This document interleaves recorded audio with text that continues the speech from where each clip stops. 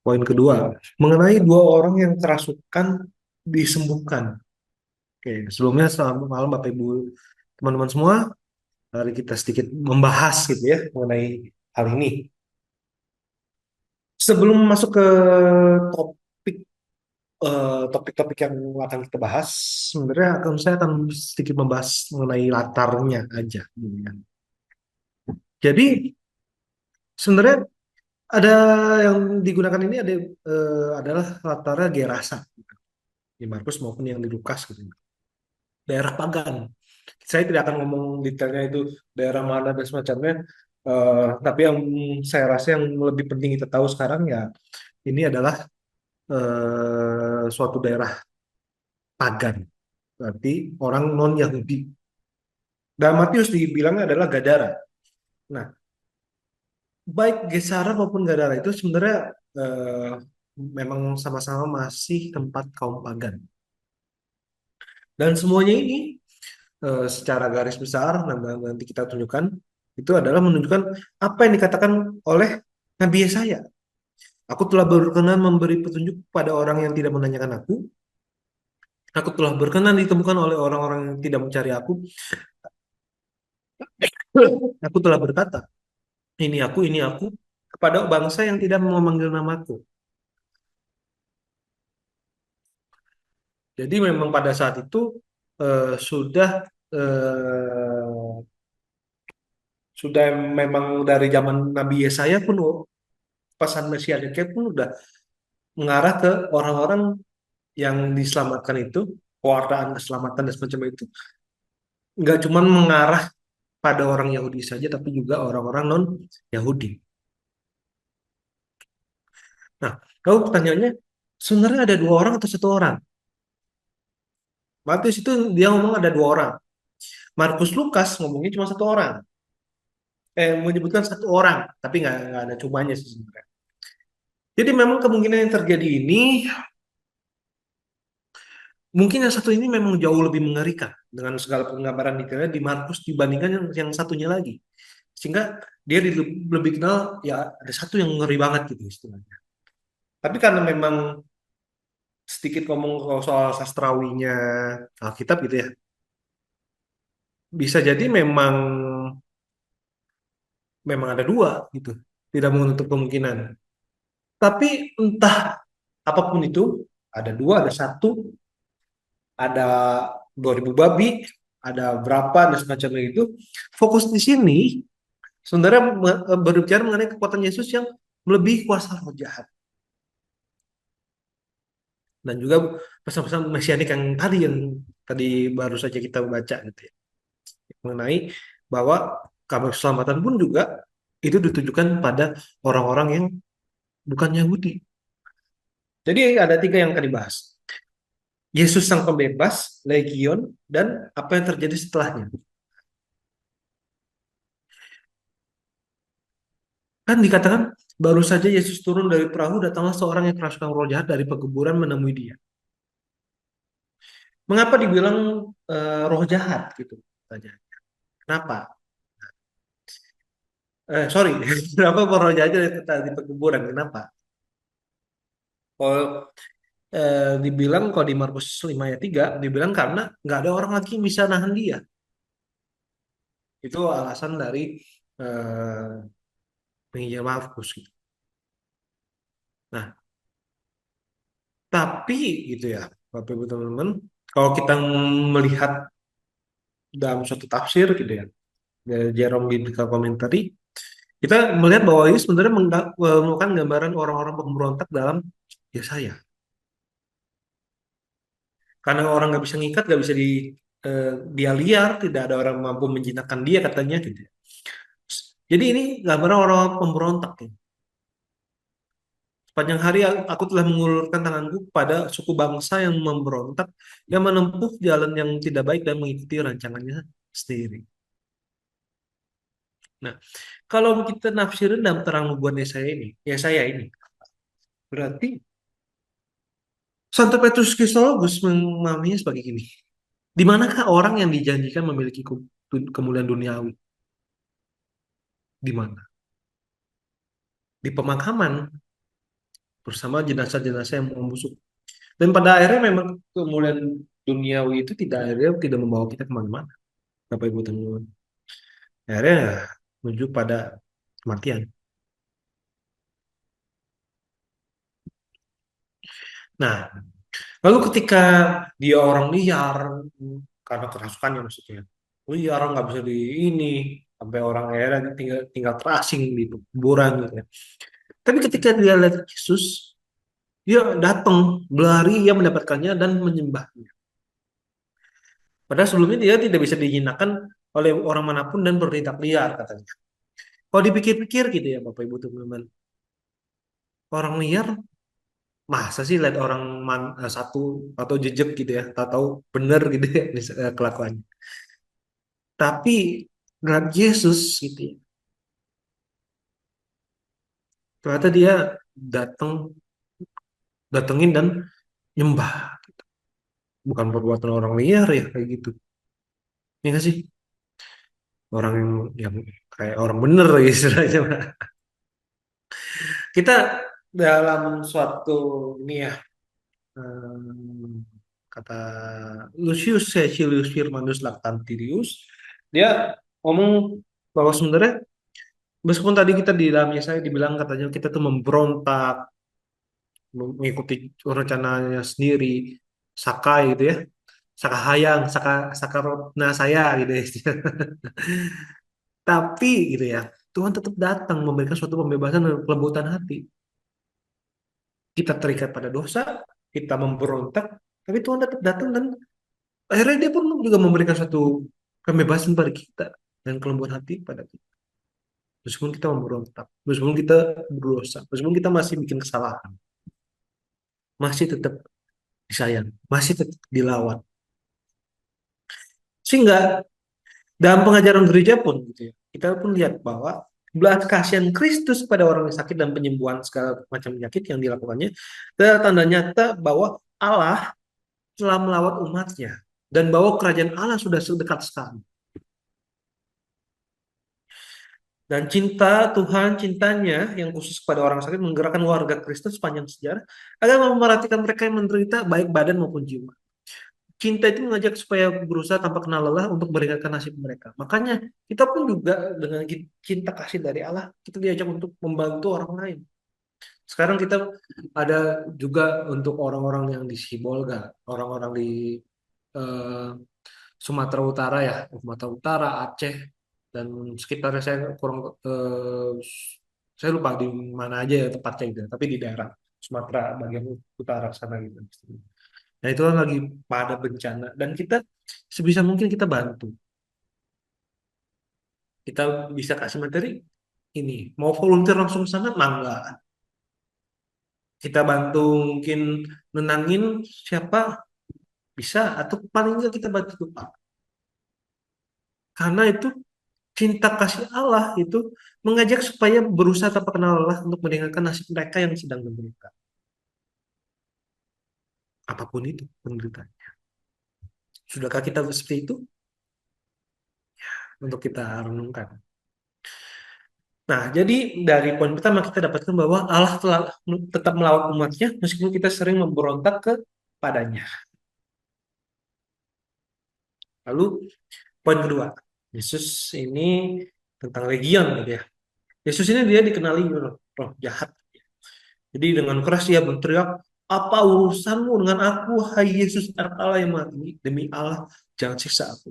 Karena Yesus sebelumnya udah ngomong, hai engkau roh jahat, keluar dari orang ini. Nah, kalau anak Allah yang maha tinggi, kalau dalam bahasa Yunani ini sebenarnya dibilangnya hipsistos. Atau kalau dalam Ibrani-nya Elyon. Menariknya gitu ya. Ini sebenarnya sebutan orang kafir untuk Allahnya orang Yahudi. Di luar, ya maksudnya di luar wilayah Yahudi, orang ketika melihat Allah Israel, Allah orang Yahudi, dia ngomongnya hipsistos, anak Allah yang maha tinggi gitu. Jadi menarik juga sebenarnya iblis ternyata ngikutin dialek lokal ya, bahasa daerah gitu. Nah, roh jahat tersebut ingin Yesus menjauh dan tidak mengganggu wilayah mereka. Dan ini juga masih sama seperti pesan mesianik dari Yesaya. Lalu ditanya sama Yesus, siapa namamu? Jawabnya, namaku Legion. Legion, karena kami banyak.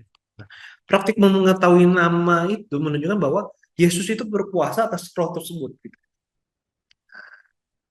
Makanya kalau kita lihat film-film eksorsisme atau praktik eksorsisme itu sendiri ya, mungkin filmnya mungkin ada sedikit twistnya, tapi ya beberapa mungkin bisa dibilang tepat lah istilahnya.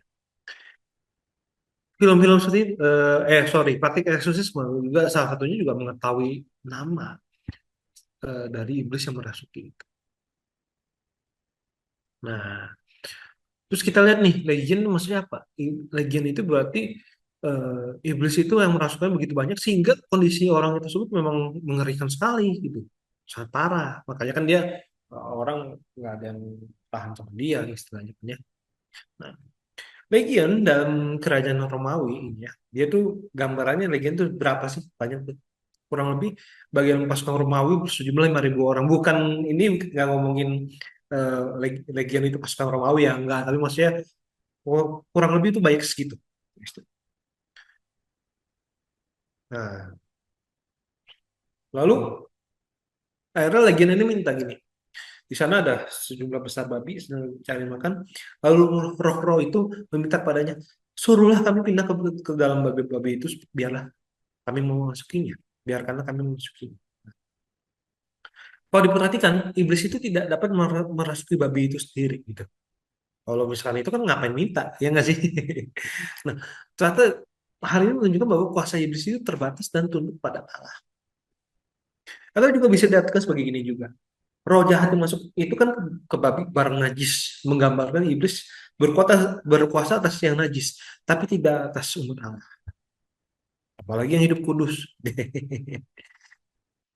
Jadi sebenarnya kuasa iblis itu terbatas, guys.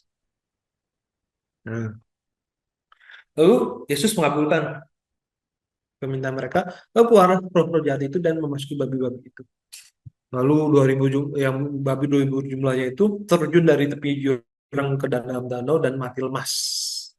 Hal itu mungkin eh kalau kata Santo Yohanes Chrysostomus mungkin ya karena itu ke babi paling enggak kan mungkin Yesus sudah sadar bahwa bisa jadi kalau masuknya ke manusia gitu ya takutnya orang-orang yang dimasuki itu nanti pada kayak gitu juga sama bahaya gitu. Makanya Yesus bilang ya udah ke babi aja gitu kan. Dan kalau kita lebih jauh lagi kisah ini menunjukkan bahwa kejahatan itu menghancurkan dirinya sendiri. Kebaikan itu membangun, tapi kejahatan itu menghancurkan semuanya, baik orang lain, baik lingkungan sekitar kita, maupun kejahatan itu sendiri. Dan orang melakukan kejahatannya tentu saja. Sehingga kita dapatkan bahwa iblis tidak mempunyai kuasa atas orang yang menjaga kekudusan. Kejahatan yang ada di dalam dunia akan menghancurkan dirinya sendiri. Lalu tentu saja kalau dalam mujizat ini biasanya adalah yang ditanya adalah reaksi orang-orang sekitar yang lihat itu, wah gimana sih istilahnya kan.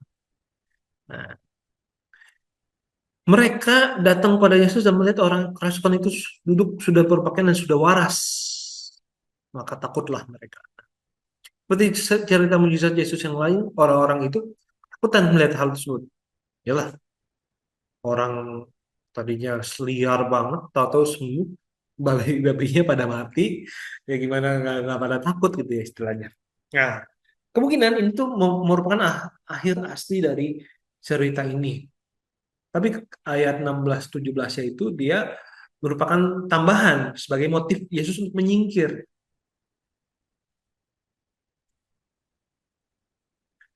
Maksudnya gimana tuh? Nah, itu kan orang-orang yang lihat itu cerita ke orang lain. Lalu orang yang mereka semua itu mendesak Yesus agar meninggalkan daerah mereka.